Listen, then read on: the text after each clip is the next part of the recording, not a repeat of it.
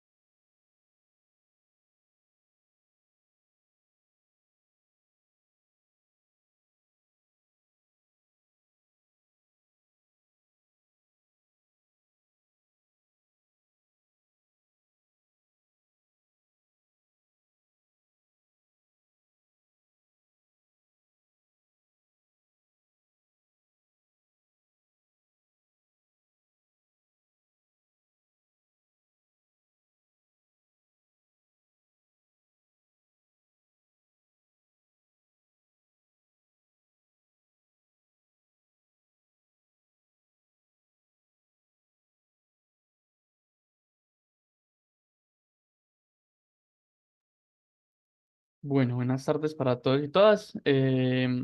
Ya siendo las 5:05, pues la idea sería empezar el día de hoy entonces con nuestra sesión.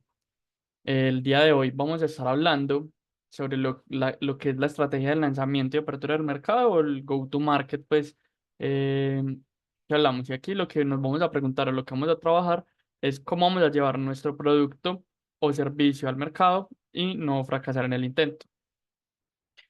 El objetivo de la sesión de hoy es desarrollar competencias y habilidades para que puedan implementar estrategias de lanzamiento con el fin de maximizar el impacto inicial. La idea pues aquí es que podamos hacer un análisis muy completo de qué es lo que vamos a hacer y cómo vamos a hacer para lanzar un producto al mercado, para lanzar diferentes etapas, para revisar productos que ya tenemos en el mercado y cómo vamos a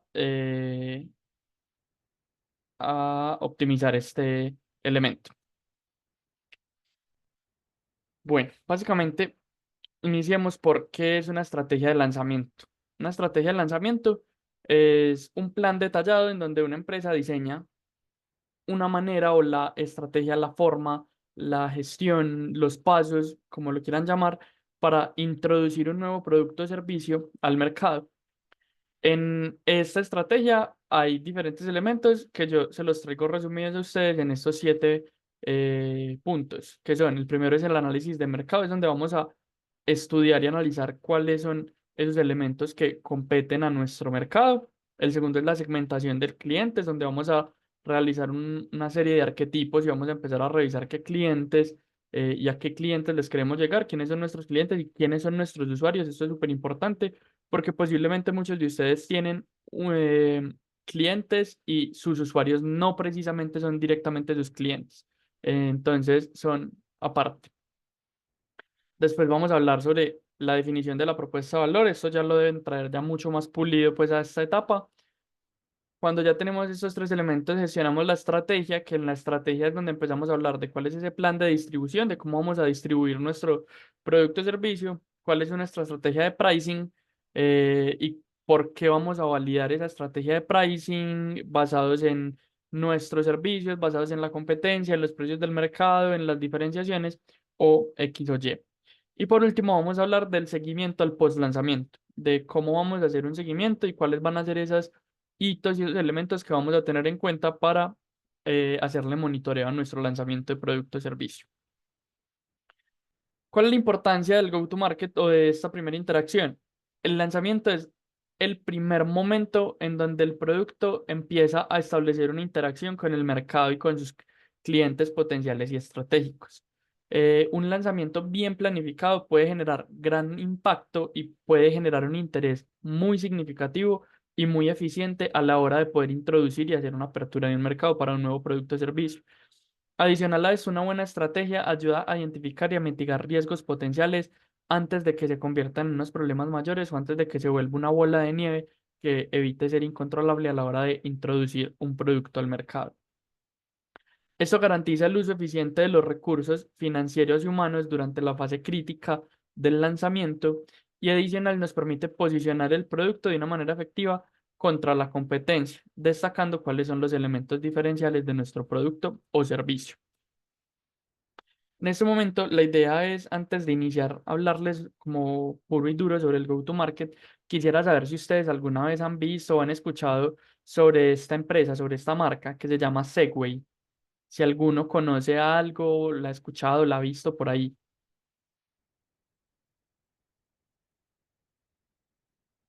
Sí, sí, sí, yo la he visto. He visto ¿Y, algunas máquinas en Bogotá. y conoces el caso de Segway o has Es, escuchado algo sobre Segway?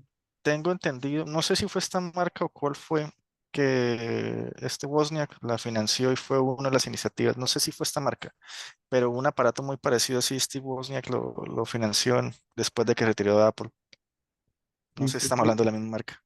Sí es el mismo tipo de producto, pero no es la misma marca. La marca que Steve Wozniak patrocinó se llama Lime, pero sí Ah, es ya. un tipo de producto similar. Entonces, para contarles un poquito sobre Segway, Segway es una scooter de transporte personal que salió a inicios de los 2000 como un producto que iba a revolucionar, y ellos se vendían como la revolución de la movilidad unipersonal.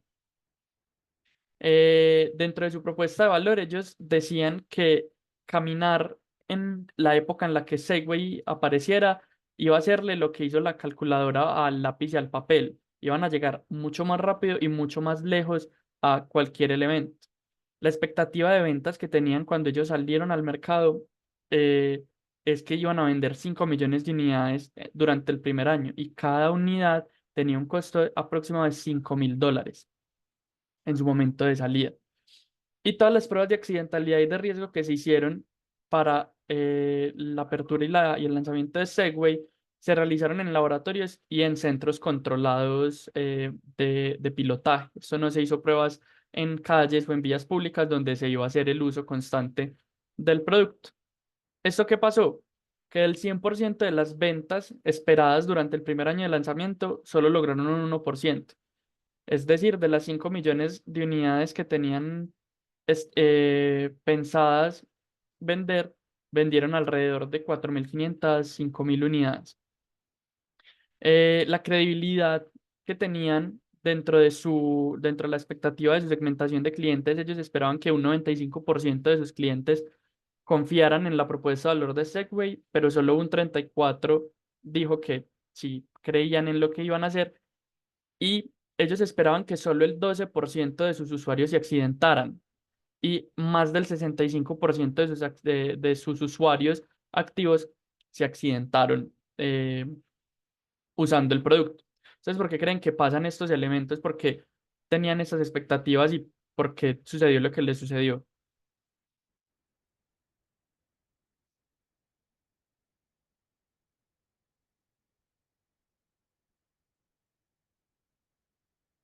¿Por qué creen que las personas de Segway pensaban que solo el 12% de sus usuarios iban a accidentar y se le accidentó más de la mitad de los usuarios?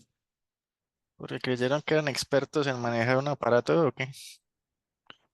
O de pronto no tuvieron en cuenta muchas contingencias. Por ejemplo, aquí lo usan mucho el servicio en el Malecón, en Barranquilla, pero es una zona, digamos, controlada. O sea, hay unas vías indicadas para eso y de pronto las personas no, o sea, no consideraron a dónde iba a llegar el usuario final, dónde lo iba a utilizar y cuántas contingencias se podían presentar que causaron muchos accidentes. Es correcto. Gracias, Luz.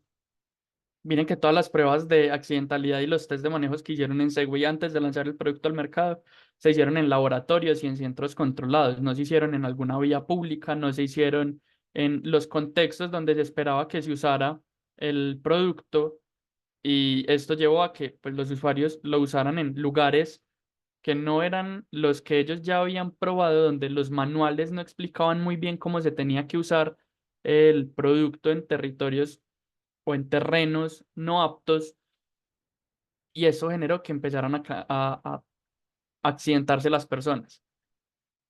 ¿Qué pasó? ¿Cuál fue la curva de esta gente y qué los llevó como a una crisis grande? Cuando empezaron a promocionar su producto, ellos se vendieron como un desencadenante tecnológico, como una revolución a la tecnología existente y eso generó un pico de expectativas infladas.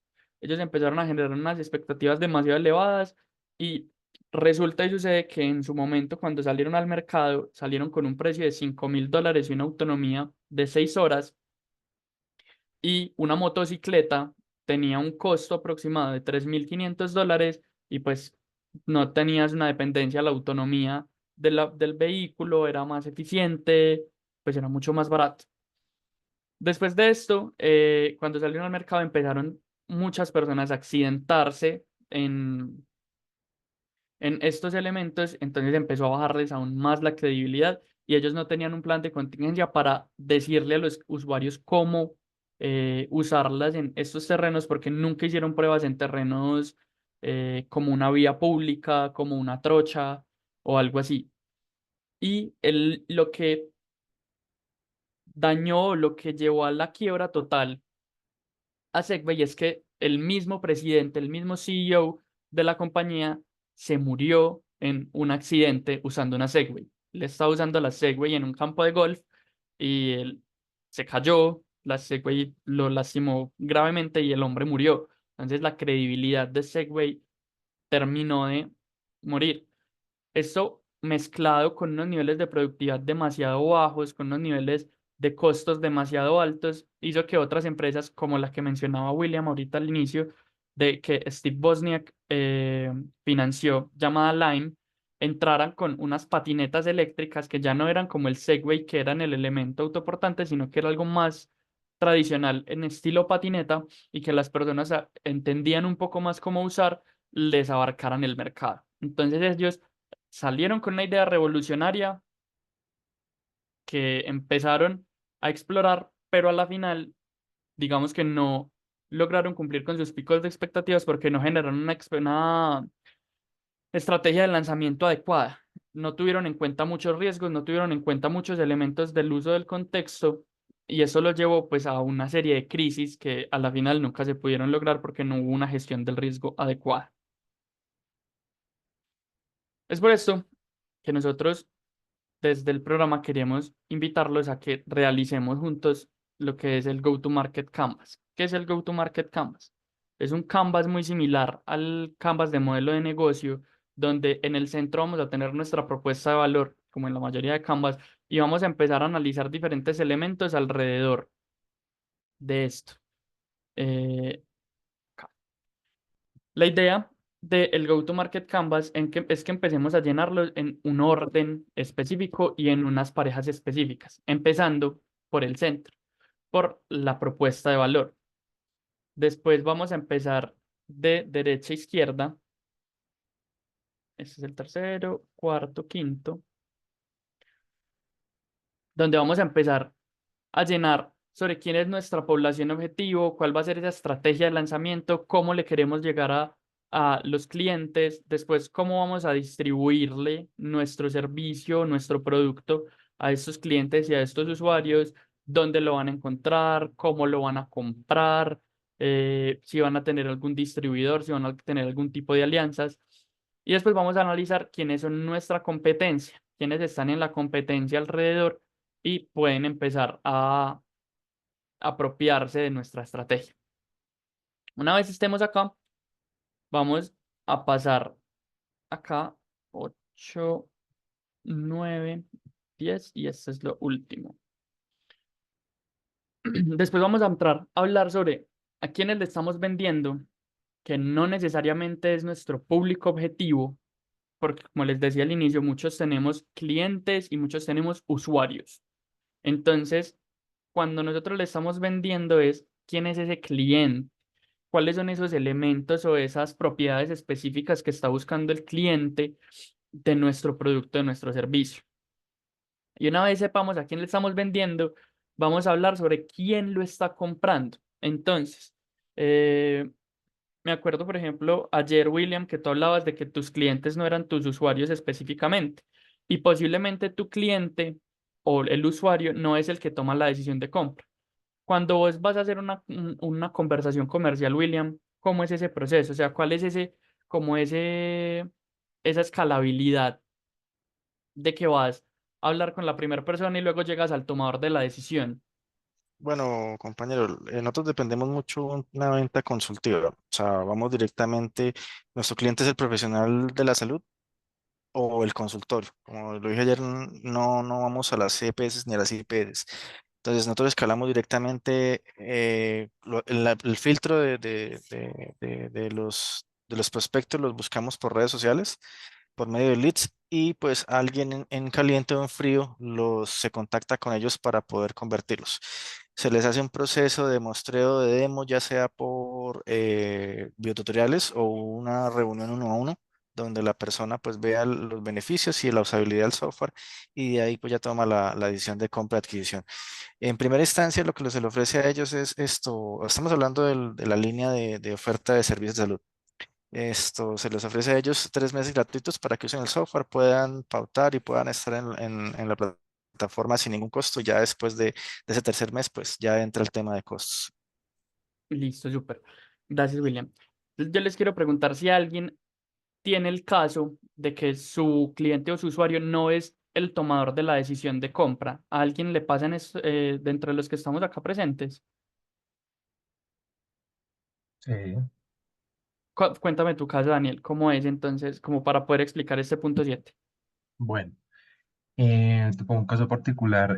Algunas veces nosotros nos dirigimos a gerentes de organizaciones, hacemos una proposición y aceptan el producto, el servicio, pero el servicio como tal es usado por los directores de TI, que es distinto al gerente general. Entonces, por ejemplo, hacemos un caso particular con una entidad financiera, fuimos y hablamos con el director responsable de compras, un grupo financiero pues, relevante, y allí nos comunicamos con el director financiero y luego con otro director, que además con el director de mantenimiento. El director de mantenimiento a su vez tiene unos subjefes de TI, sí, que son los que operan como tal el sistema. O sea, es un software, ese software también, y también ese software y hardware, y aparte el software, pues es operado por los directores de TI, sí, coordinador de TI. O sea, si se cae algo, el sistema avisa y pues se lo notifica a a nuestro usuario interno y a ellos. Entonces, pues allí básicamente uno puede convencer al gerente general y lo que nos pasó alguna vez, y de pronto ya lo comenté, lo que nos pasó alguna vez fue que cuando teníamos el diseño del software, el gerente general le pareció bien y pues el DTI pues es el jefe, él dice pues bueno, listo, ok. Y pues el software también cumplía con las expectativas que tenía el cliente, pero al momento de que lo querían usar, por ejemplo, el director de TI no necesitaba tantos reportes. Entonces ahí teníamos, él lo que quería era básicamente una agendación de servicio, si se le dañó que se lo comuniquen y cuando puedan agendarlo y que vayan a solucionarlo, porque él realmente lo que hacía era agendar los servicios técnicos para poder solucionar el caso.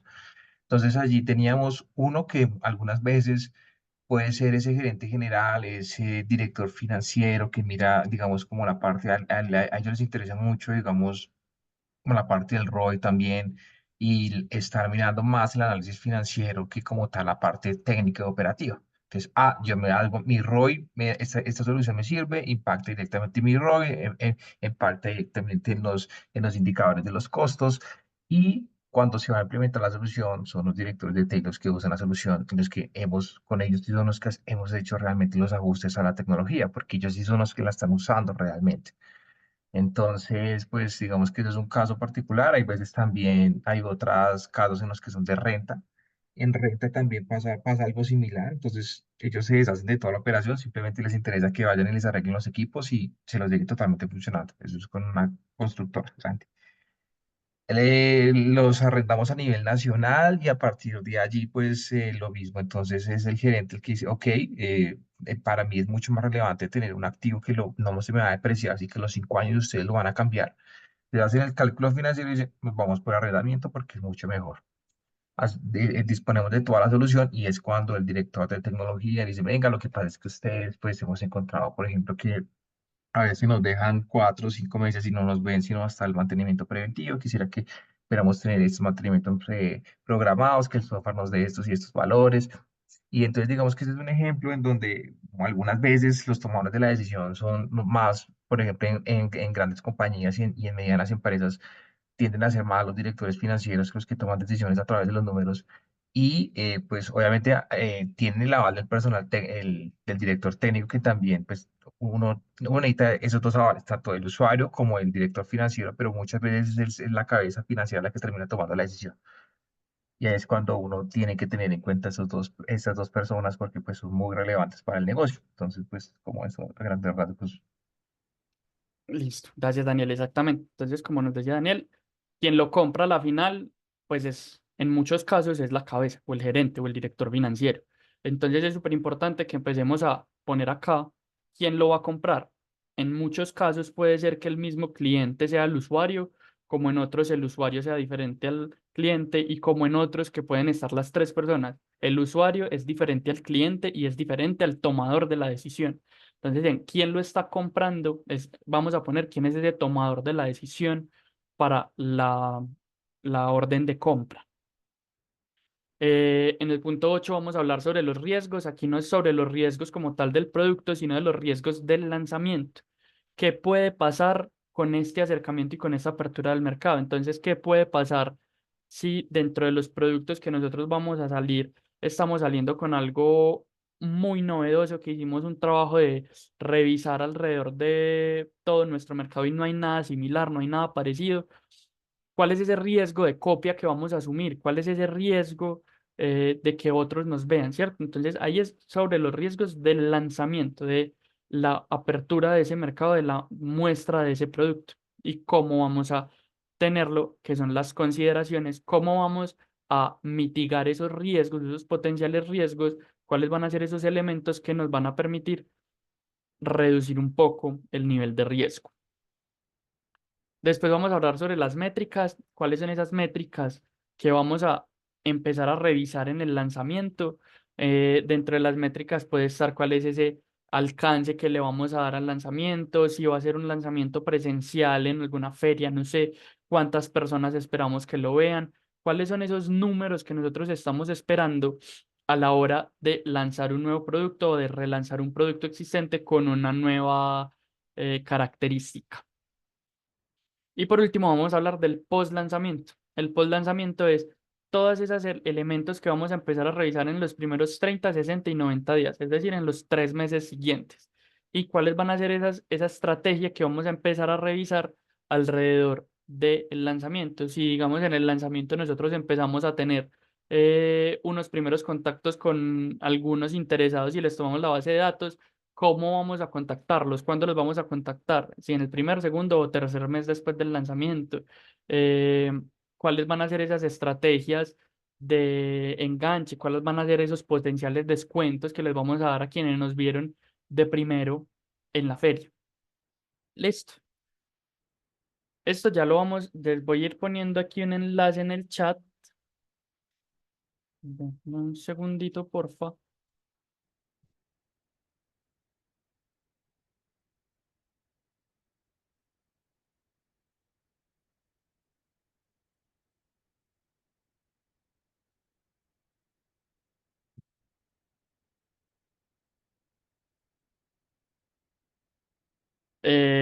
Con un documento en Google Drawings donde pueden, pues donde está el esquema del Canvas. Me confirman por favor que sí tengan acceso, sino para revisar de una vez.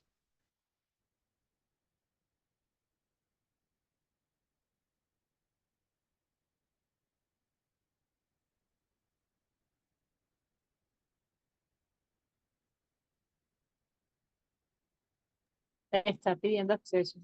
Sí, está pidiendo acceso. Listo, regálame un momento, por favor.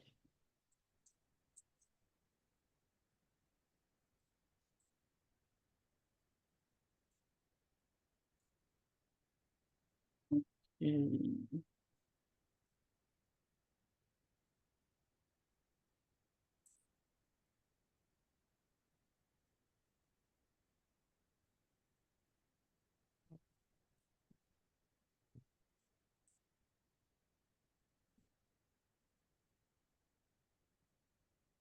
Listo, yo creo que ya pueden volver a intentar, porfa. El acceso pues, que les otorga esto es como lectores para que puedan crear una copia y lo puedan editar directamente ustedes, cada uno en su propio Drive.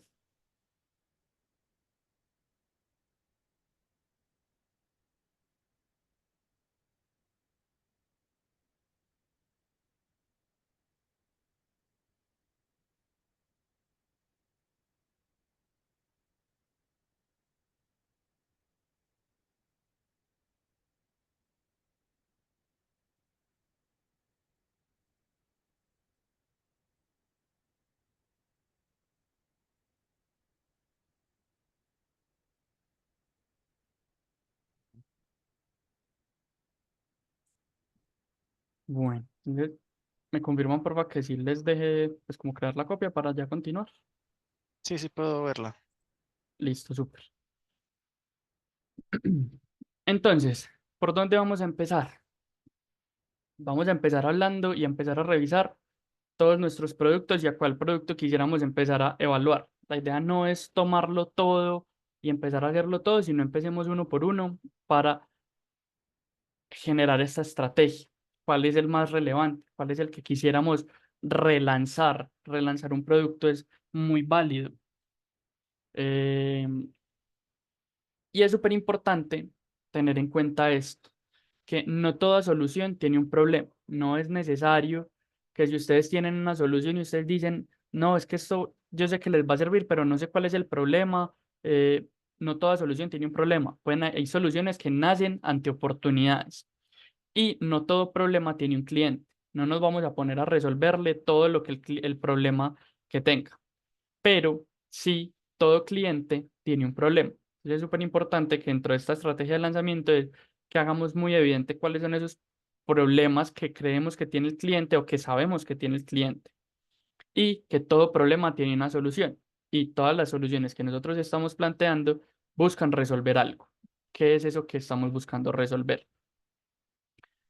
Es súper importante identificar muy bien y claramente cuáles son esos problemas y necesidades para poder llegar con unas soluciones eficientes a nuestros clientes y que nuestro cliente pueda o tenga la voluntad de empezar a construir esa relación comercial con nosotros y a pilotear o a ensayar este nuevo producto o servicio que les queramos llegar. Bueno, yo sé que esto les han hablado mucho, pero entonces es súper importante, la propuesta de valor es súper importante que tengamos en cuenta que la propuesta de valor es una declaración, es decir, la propuesta de valor es una frase convincente donde vamos a hablar de los beneficios únicos y específicos de un producto, de los productos o de los servicios que ustedes están ofreciendo a sus clientes. Acá no vamos a hacer una lista, no vamos a hacer como un desglose de todo, sino que la propuesta de valor es esa declaración con la que vamos a enganchar a nuestros clientes y a nuestros usuarios a nuestro servicio o producto. Sin una buena propuesta de valor es muy complicado llegar a ser un muy buen product market fit, porque eso es lo que asegura que nuestro producto está alineado con el mercado y facilita el proceso de adopción y el éxito comercial que esto genera. Es decir, vamos a hablar, ahorita hablamos de un caso de fracaso, hablemos de un caso de éxito. Yo creo que ayer les comenté un poco sobre lo que era el Space Pen. El Space Pen es un bolígrafo diseñado y desarrollado por la compañía Fisher Space, que lo que hace es que escribe en condiciones extremas. Su propuesta de valor es que tienen un dispositivo que permite escribir sobre cualquier superficie y en cualquier condición ambiental. Esa es la declaración de la propuesta de valor del Space Pen. El Space Pen es un producto que puede escribir en cualquier superficie, incluso en superficies aceitosas, en superficies grasientas, en temperaturas extremas, tanto temperaturas muy altas como temperaturas muy bajas. eh, Funciona en contextos sin gravedad, es decir, funciona en el espacio o bajo el agua. También funciona dentro del agua y son bolígrafos que usan algunos buzos para poder tomar notas dentro del agua. ¿Cómo funciona? Esto es un cartucho de tinta presurizada que, a diferencia de los bolígrafos comunes, que la tinta cae por gravedad y la esfera que está en la punta del bolígrafo traza la tinta, esta tinta está presurizada y no sale sino hasta el movimiento de la esfera. Eh, Eso es un bolígrafo que ha sido utilizado por los astronautas desde la misión Apolo. La estrategia de lanzamiento del Space Pen justamente fue esa. Ellos empezaron a adoptar y se enfrentaron de inicio con el reto que planteó la NASA y es cómo pueden generar una herramienta de escritura que funcione de manera fiable en condiciones extremas no tradicionales. La solución fue el Space Pen y ellos lo que empezaron a hacer fue a promocionar todo, todo su producto alrededor de somos el bolígrafo de la NASA. Esa fue su estrategia de marketing y de lanzamiento cuando salieron del mercado de nicho como es la NASA. Ellos empezaron a ir a un montón de ferias de tipo académica y todos sus stands eran para que personas de diferentes contextos probaran la eficiencia del bolígrafo en diferentes elementos. Entonces tenían hojas mojadas, tenían cartones engrasados, había un ejercicio donde podías escribir metiendo la mano en una pecera, y como todos estos elementos les permitió como expandir su nicho de mercado a otros contextos que ya no eran únicamente la NASA. Bueno, entonces en estos 25 minutos que nos quedan, Alexander, sí, sino que el problema fue que, bueno, Alexander pone en el chat que los rusos usaron el lápiz para no depender de la gravedad y no gastaron un dólar. ¿Cuál es el problema o cuál fue el problema y por qué la NASA no quiso usar lápices en sus misiones? Los lápices, las minas de grafito, son inflamables y la madera de los lápices también era inflamable. Entonces, dentro de los requerimientos que tenían en la NASA, era que no podían haber contenidos inflamables, que no podían haber elementos que pudieran generar, eh, ¿cómo se llama esto? Como partículas, micropartículas que pudieran tomar velocidad y generar daños o generar eh, reacciones inflamables dentro de las cápsulas y de las aeronaves que van al espacio. Ese fue el motivo por el cual la NASA no usó el lápiz y pues dio la apertura al Space Pen para poder llegar como a estos mercados. Bueno, la idea entonces, como les decía, en estos 25 minutos es que cada uno empiece a saque la copia del taller, pues de la herramienta, perdón, y empecemos a llenarlas, sobre todo como en los elementos más, pues como diferentes a la, al canvas de modelo de negocio. Empecemos a hablar de qué es lo que vamos a hacer, cómo vamos a distribuir nuestros productos. Aquí pues la idea es que tomemos este tiempo para empezar a revisar en conjunto cuáles van a ser todas esas estrategias de lanzamiento que vamos a querer hacer para que las revisemos pues y no nos queden en el aire. ¿Les parece?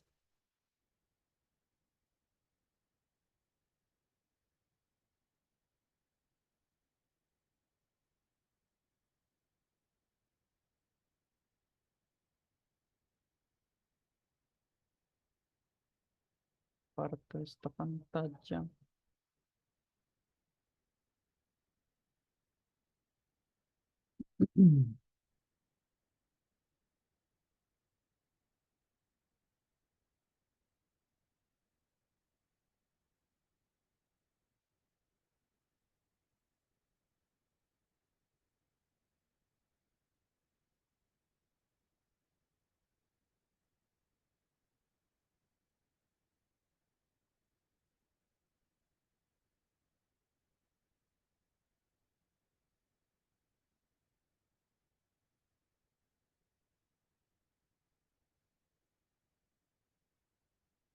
Bueno, ¿quién me quiere ayudar entonces acá y empezamos a construir su canvas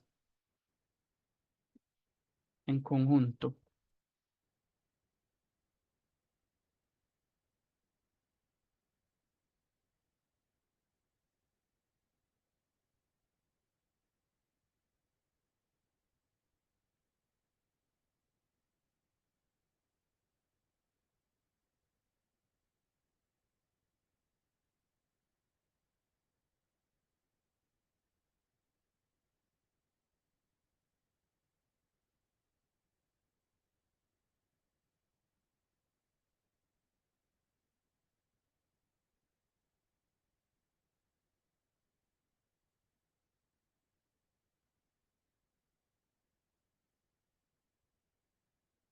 Bueno, es como ninguno. Vamos a hablar entonces sobre cuáles serían las preguntas guías para cada uno de los puntos del, del Canvas. Entonces, el primer punto del Canvas, vamos a hablar sobre qué estoy vendiendo y cuál es mi mercado objetivo. Y aquí las preguntas guías idealmente son, ¿cuál es el problema específico que resuelve mi producto o servicio para el cliente? También vamos a hablar de cuáles son las características y los beneficios principales de mi producto versus otros productos similares o sustitutos que encontremos en el mercado, porque mi producto es más óptimo que el de los otros. También vamos a hablar de qué es lo que hace que mi producto sea único y diferente, no cómo lo hace mejor, sino cómo soy diferente. Y adicional, cómo se percibe el valor de mi producto en comparación con el precio que se cobra. Entonces, aquí vamos a hablar mucho sobre cuál es ese balance calidad-precio. También vamos a hablar de cuál es el tamaño y el valor de ese mercado objetivo. Aquí vamos a usar todo lo que es lo de la teoría eh, de tamaños de mercados, el TAM, SAM y el SEM, sobre cuál es mi mercado total, cuál es mi mercado accesible y cuál es mi mercado objetivo en términos de tamaño y en términos de dinero. ¿Cuánto es el dinero al que nosotros podemos aspirar y a cuál es el total y a cuánto vamos a aspirar?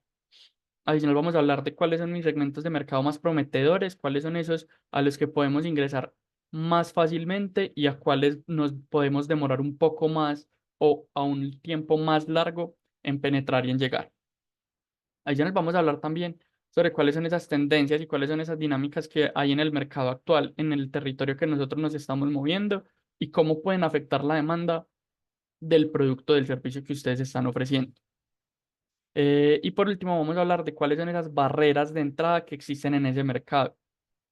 Si tenemos servicios de un componente elevado de tecnología, ¿cuál puede ser esa barrera de entrada en términos de alfabetización tecnológica de los usuarios, en términos de que nuestros clientes no pueden que no conozcan muchos términos muy técnicos? Entonces, ¿cuáles son esas barreras de entrada y cuál es esa manera de sortear esa barrera de entrada?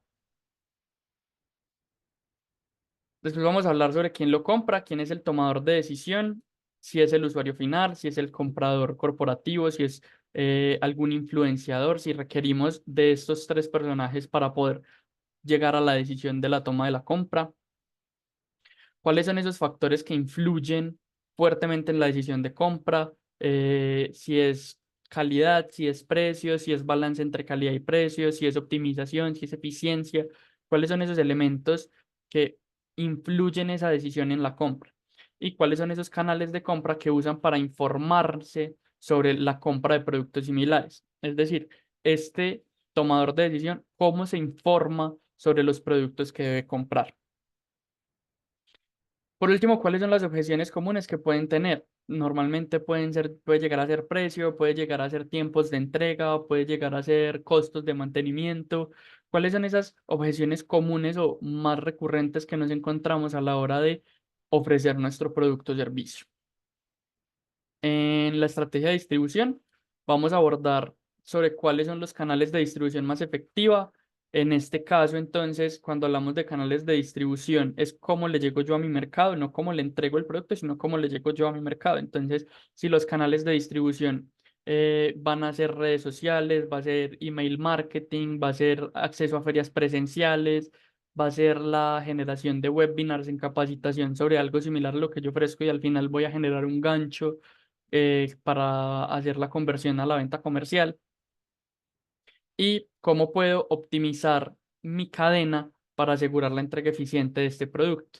¿Cómo puedo asegurar yo que todo lo que hay detrás y todo lo que hay en mi logística interna me permita entregar de forma eficiente mi producto o servicio? ¿Qué potenciales socios o intermediarios requiero para distribuir mi producto? Si me interesa tener algún tipo de distribución, de tener alianzas, de generar comercio minorista, si quiero entrar a hacer ventas en grandes plataformas o en grandes e-commerce de diferentes elementos, o empiezo a generar pauta en páginas web, ¿cómo voy a llegar? ¿Cierto? ¿Y cómo puedo asegurar que mi producto esté disponible en los lugares correctos y en el momento adecuado? Es decir, ¿cómo hago yo para que mi producto, cuando yo lo esté pautando y lo esté ofreciendo, no lo voy a poner en un lugar al que no puedo llegar o al que no quiero llegar, ¿cierto? Hay lugares que posiblemente no queremos distribuir porque no queremos generarle competencia a X o a Y empresa o porque simplemente no es de nuestro interés ese sector. Después vamos a hablar del lanzamiento ya como tal de lleno, cuál es el mejor momento o cuál es ese punto óptimo en el desarrollo de mi producto para lanzarlo al mercado, cuáles son esas estrategias de marketing para generar expectativa y demanda antes del lanzamiento, cómo hacemos estrategias de preventa, cómo hacemos campañas de expectativa y de qué manera la queremos promocionar en nuestro nicho de mercado específico. ¿Cómo puedo involucrar a estos primeros usuarios y hacer que ese comentario del validador eh, se genere mayor valor a el lanzamiento de mi producto ante nuevos interesados? ¿Y qué eventos y campañas especiales puedo generar para maximizar la visibilidad de mi lanzamiento de producto? Para el seguimiento es súper importante preguntarnos cómo voy a medir el éxito del lanzamiento, cómo voy a medir eh, los procesos de mercadeo que estamos haciendo internamente en el equipo.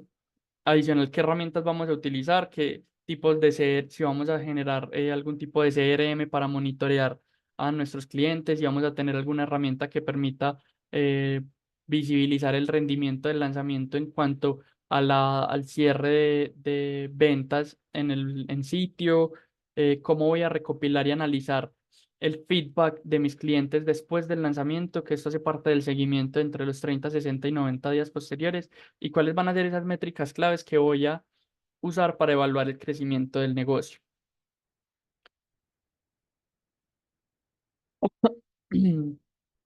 Perdón. Posterior vamos a hacer todo el análisis de quiénes son mis principales competidores en el mercado, cuáles son esas ventajas competitivas que tienen estos competidores o cuáles son esas desventajas competitivas que ellos tienen alrededor de nuestro mercado y cómo diferencian sus productos de servicio del mío, cómo ellos buscan diferenciarse de mí, yo cómo voy a diferenciarme de ellos. Yo no quiero mirar cuál es la estrategia de hacerlo, sino cómo lo estoy haciendo en estos momentos y cómo eso que estoy haciendo en estos momentos me hace más relevante que mi competencia.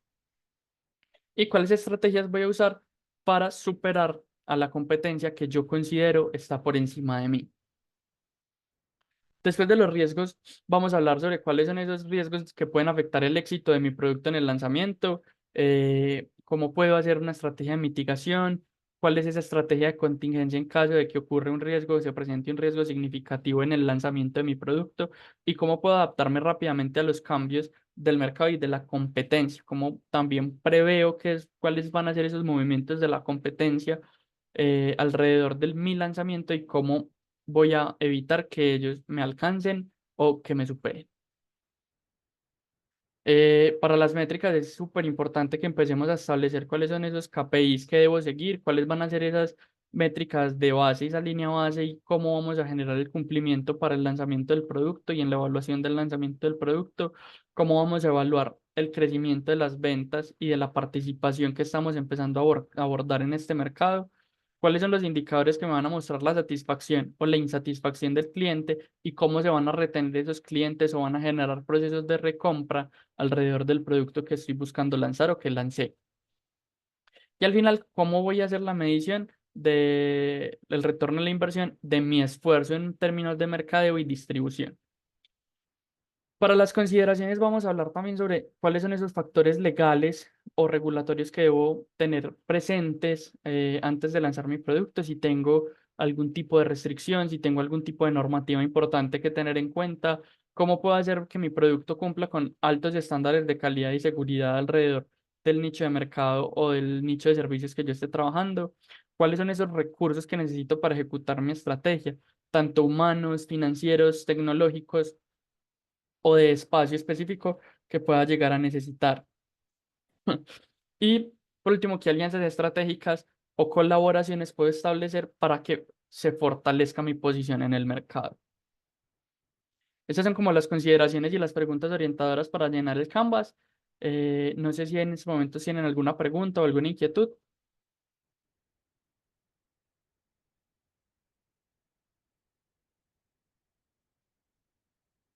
Si queda todo claro.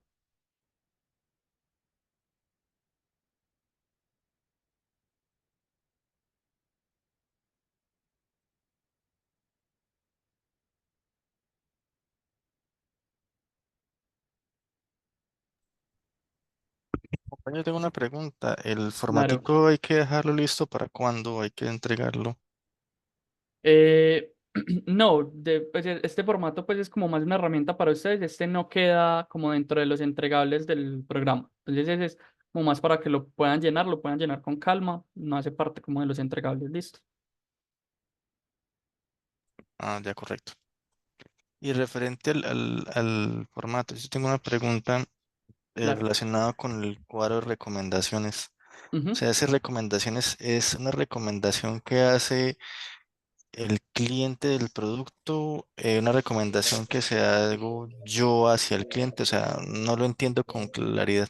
Vale, no hay problema. Entonces, en recomendación hablamos sobre el feedback que da el cliente acerca del producto, qué es lo que nos han ido dando los clientes al paso del tiempo ante lo que es nuestro producto y cómo puede mejorar. Ah, listo, perfecto.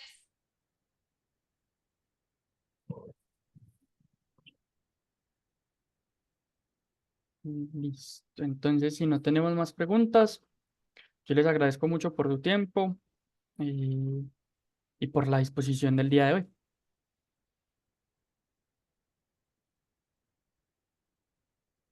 Súper, muchas gracias, que estén bien.